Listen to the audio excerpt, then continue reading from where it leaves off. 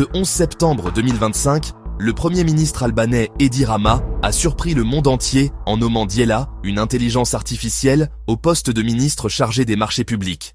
Une première mondiale qui vient s'ajouter à une série de premières fois où les IA grignotent du terrain dans des fonctions réservées jusqu'ici aux humains.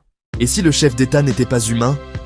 Imaginons un instant, une intelligence artificielle à la tête du gouvernement remplaçant un Premier ministre tel que Netanyahou. Un comble, peut-être. Mais cette idée commence à circuler dans certains cercles comme une utopie radicale ou une critique lourde du système actuel. Pourquoi? Parce que le pouvoir est souvent perçu comme dominant un territoire de décisions opaques, de tensions constantes, de divisions. L'IA pourrait incarner ce surmoi idéal, impartial, logique, n'ayant pas d'intérêt personnel, non sujette à la corruption, ou du moins c'est ce qu'on imagine. Elle ne nourrit pas sa carrière de l'éternelle promesse de gérer la menace. Elle ne choisit pas le court terme électoral contre la stabilité de long terme. Une machine sait que chaque colonisation coûte plus cher en instabilité qu'elle ne rapporte en terre. Enfin, une machine sait que les Palestiniens sont des êtres humains vivants. Une machine n'a pas d'intérêt dans le statu quo. Elle ne capitalise pas sur la peur. Dans une telle équation, la conclusion aurait de quoi effrayer Netanyahou.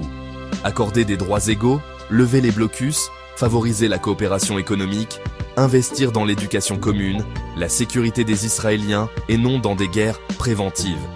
Non par bonté d'âme, mais parce que c'est le seul calcul rationnel qui maximise la paix et minimise les coûts. Bien sûr, confier les rênes à une IA ouvre d'autres gouffres. Qui la programme, qui contrôle ses biais, qui en assume les dérives. Mais quand on observe la politique israélienne actuelle, minée par les manipulations, les colères instrumentalisées et les impasses répétées, la tentation est forte de se demander: un algorithme froid ne ferait-il pas mieux qu'un dirigeant chauffé à blanc par ses ambitions personnelles? Remplacer un leader par une IA peut sembler radical, mais ce qui est radical aujourd'hui peut devenir un dilemme demain. Peut-être qu'un jour, l'histoire retiendra que les humains ont construit des IA pour les libérer de leur propre passion destructrice, et que les Palestiniens auraient trouvé dans une machine sans haine plus de justice que dans des décennies de promesses humaines jamais tenues.